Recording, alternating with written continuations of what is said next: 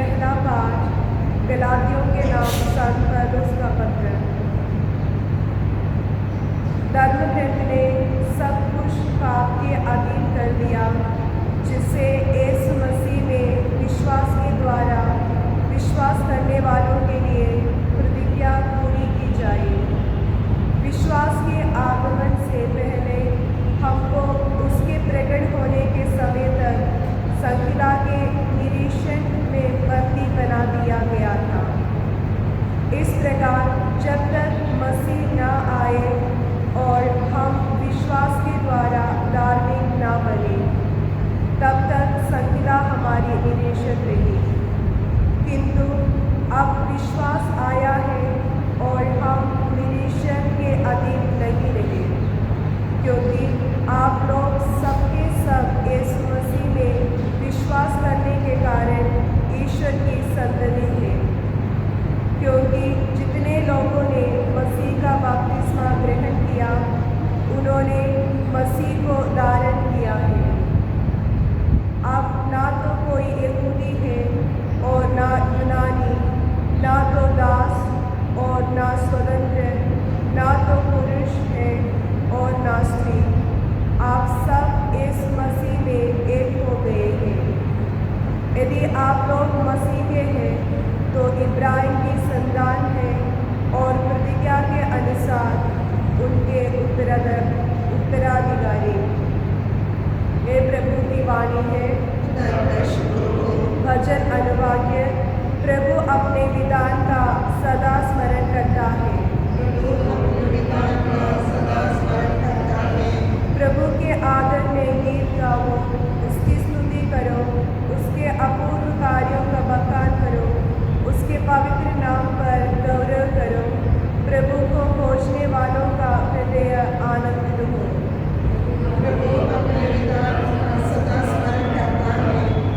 प्रभु और उसके सामर्थ्य का मनन करो, उसके दर्शनों के लिए तरसते रहो।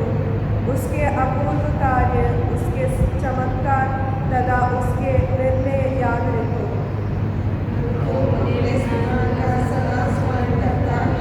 हे प्रभु भक्त इब्राहिम की संतति, हे प्रभु के कृपा पात्र याकूब के पुत्रों, प्रभु ही हमारा ईश्वर है।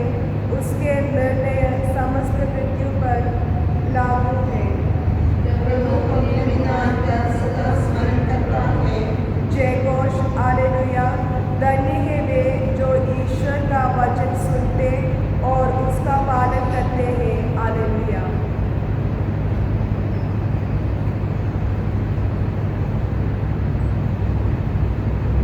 दाऊद आपके साथ हो और आपके साथ भी हो। जिन्हें मुकद्दस सतलूकस के मुताबिक तेरी कमजोरी हो।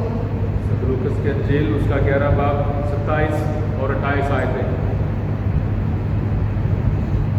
यीशु लोगों को उपदेश दे ही रहे थे कि भीड़ में से कोई स्त्री उन्हें संबोधित करते हुए ऊंचे स्वर से बोल उठी, धन्य है वह गर्भ जिसने आपको धारण किया और धन्य है वे स्तन जिनका आपने पान किया। परंतु यीशु ने कहा, ठीक है, किंतु वे कहीं अधिक धन्य हैं जो ईश्वर का वचन सुनते और उसका पालन करते हैं। ताकि पाक अंजील है। हे मसीह तेरी सिफारिश हो।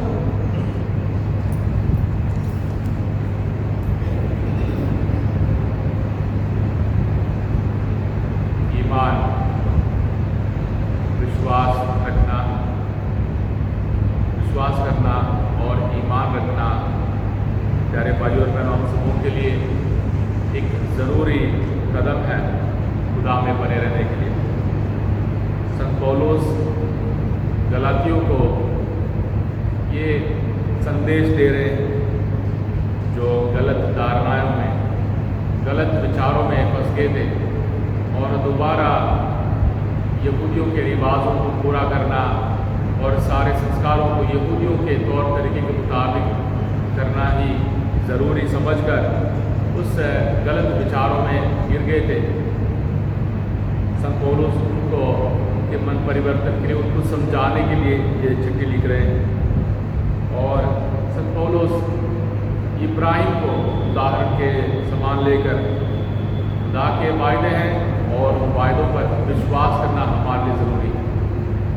और खुदा के वायदे हैं, उनमें विश्वास करके इब्राहिम ने खुदा में ज़िंदगी हासिल की। इब्राहिम ने खुदा के सारे वायदों को पूरा किया।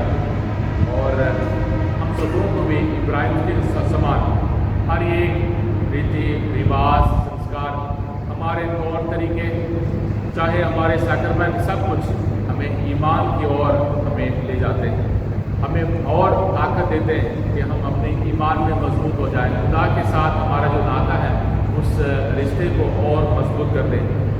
अगर हम सब कुछ करें, अगर हम खुदा को अपना बाप और प्रभु यीशु मसीह को अपने नज़दीक, प्रभु यीशु मसीह को अपने दुख दर्द में, प्रभु यीशु मसीह को अपने परेशानी में हमारे साथ अगर महसूस नहीं करते हैं, हम खुदा से बहुत दूर, कोसों दूर ही रहते हैं। और हमारे सोच विचार भी वो डर और सज़ा की बातों में हमेशा फंसे रहते हैं। इसलिए जब हम लोगों को कहते हुए सुनते हैं कि तौबा करो नहीं तो फिर मर जाओगे, या बस बपतिस्मा लो दुनिया खत्म होने वाली है, या खुदा के पाक वचन को सुनो ऊपर उठा लिए जाओगे, ये सारी बातें हमें अजीब और गरीब तरीके से हम सबों को हमारे दिमाग में बातें डाल सकते हैं। पर साफ साफ है कि हमारे रिश्ते, हमारे तौर तरीके, हमारे काम और हमारी दुआएं और हमारे पाक साक्रमेंट जो कोई भी हों, हमें खुदा के उस प्यार में और मजबूती के साथ बंधे रहने के लिए मदद करते हैं। अगर इस पर हम इसको समझ लें तो हर एक बार सुबह की दुआ, रोज़री पढ़े या ज़बूर पढ़े, पाक कुर्बानी में हिस्सा लें, प्रभु यीशु मसीह को अपने दिल में हासिल करें और पाक सैक्रमेंटों का इतराफ़ का या बाकी सैक्रमेंटों का हमारे लिए, हमारे रूहानी ज़िंदगी में बहुत बड़ी एक मजबूती हमारे लिए पैदा करते हैं। और उसके बाद फ़ायदा ये है, फल ये है कि हम अपने छोटे मोटे बंधनों में नहीं बंधे रहेंगे। कि रूहानी रिश्ते में आगे बढ़ने के लिए हमें मदद मिल जाती है, हमारे दिल खुल जाते हैं। खून के रिश्ते, मोहल्ला और बिरादरी और रिश्तेदारी, ये सारे चीज़ों से, ये सारे बंधनों से हम आगे बढ़ने के लिए हमें मदद मिल जाती है, हमारे दिल और बड़े हो जाते हैं। और खुदावंद यीशु मसीह हम सबों को इसी बात के लिए बुला रहे हैं, इस अंजील के इस पाठ को लेकर। और मत्ती के अंजील उसका 12 बाब में जब प्रभु यीशु मसीह जैसे यहाँ उपदेश दे रहे हैं, प्रचार कर रहे हैं, वहाँ भी प्रचार कर रहे हैं। और माँ मरियम और प्रभु यीशु मसीह के भाई, और ध्यान रखें भाई उनके दूर के रिश्ते के भाई नहीं हैं, उनके सके भाई नहीं हैं, और उनके कज़न हैं या उनके मासी या उनके और रिश्तेदारों के बच्चे हैं। जब उनसे मिलने आते हैं और लोग कहते हैं कि आपकी माँ और आपके भाई आए हैं, प्रभु यीशु मसीह अपने प्रचार को ना रोक के, उनसे ना मिल के सीधे ये कहते हैं कि कौन है मेरी माँ और कौन है मेरे भाई, कौन है मेरी बहन। जो खुदा के पाक वचन को सुनते हैं और उसके मुताबिक जीते हैं, वही मेरे भाई और मेरे बहन।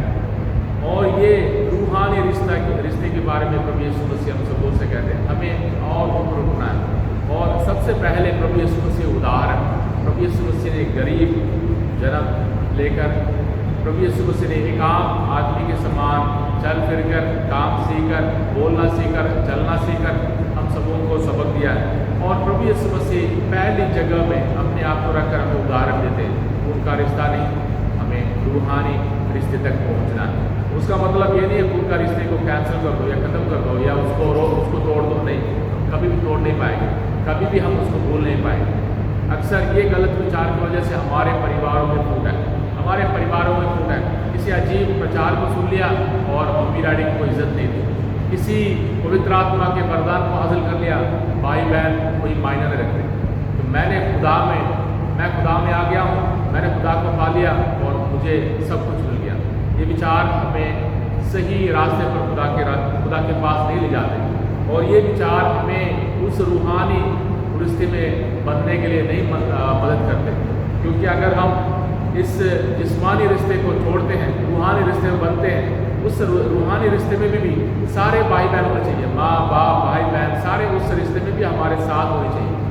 वो है खुदा के उस कलीसिया का खास मकसद। और प्रभु यीशु मसीह इस औरत को जिसने माँ मरियम की तारीफ की, माँ मरियम की तारीफ की, प्रभु यीशु मसीह उसके खिलाफ नहीं कह रहे, खुदा यीशु मसीह कह रहे हैं ठीक है, पर उससे एक कदम आगे बढ़ो। हमें उससे एक कदम आगे बढ़ना चाहिए, हमें एक कदम रूहानी तौर पर और आगे बढ़ना ज़रूरी है। संत पौलुस अपने इस प्रचार में अंत में ये कहते हैं, अब तो ना कोई यहूदी है ना यूनानी, ना तो दास और ना स्वतंत्र, ना तो पुरुष और ना स्त्री। यहाँ तक जब हम प्रभु यीशु मसीह के उस जिस्म के साथ जुड़ जाते हैं, हम प्रभु यीशु मसीह के उस शरीर के अंग बन जाते हैं, तो हमारी पहचान खुदा में एक बनना है, प्रभु में बने रहना हमारे लिए एक ही मंजिल है। इसलिए हमें प्रभु में लीन हो जाना, प्रभु में शामिल हो जाना और प्रभु के उस रूहानी रिश्ते में बंद हो जाना हमारे लिए बहुत ज़रूरी है। इसलिए आज के दिन इस बात पर विचार करें। खुदा हम सबों को बुला रहा है, हमारे परिवारों में, हमारे माँ बाप के साथ, हमारे भाई बहनों के साथ, बीवी हो या पति हो या बच्चों हो, बच्चे हो या रिश्तेदार हो या आस पड़ोस वाले हो या दुश्मन हो या अच्छे लोग हो, हमारे रिश्ते उस रूहानी रिश्ते में आगे बढ़ना ज़रूरी है। इसलिए खुदा यीशु मसीह से दुआ मांगे, खुदा से कहें प्रभु मेरे हर एक गलत विचार को मेरे दिल से निकाल दो और मेरे अंदर जो भी नफ़रत है, खासकर ईमान के चलते जो नफ़रत है, उस नफ़रत को निकाल दो और मुझे प्यार से भर दो, ताकि मैं जिसको भी देखूँ, जिससे भी बात करूँ, जिसके साथ भी मैं काम करूँ, मैं उस रूहानी रिश्ते के साथ बंद रहने के लिए और बंधे रहने के लिए मुझे ताकत मिले, बरकत मिले। आइए हम हमारे परिवारों के लिए दुआ मांगे, ज़रूरतमंदों के लिए दुआ मांगे, बीमारों के लिए दुआ मांगे, खासकर हमारे परिवारों में एकता और प्यार के लिए हम दुआ करें।